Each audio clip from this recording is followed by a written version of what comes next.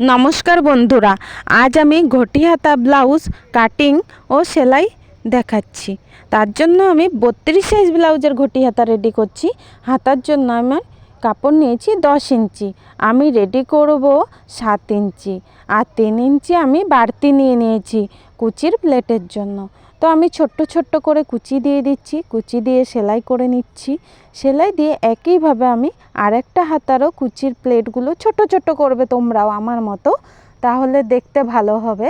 যত কুচির প্লেট ছোট হবে ততই ঘটি হাতা দেখতে সুন্দর ও আকর্ষণীয় হবে।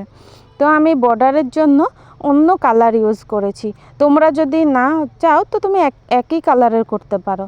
তো আমি এটাই ভালো লাগলো, এটাই করছি। তো ঘটি হাতার জন্য আমি কাপড় বর্ডারের কাপড়টি সেলাই করে নিয়ে চাপ সেলাই দিয়ে দিচ্ছি। এবারে আমি দুটি কাপড় একই সঙ্গে রেখে হাতার কাটিং করে নিচ্ছি।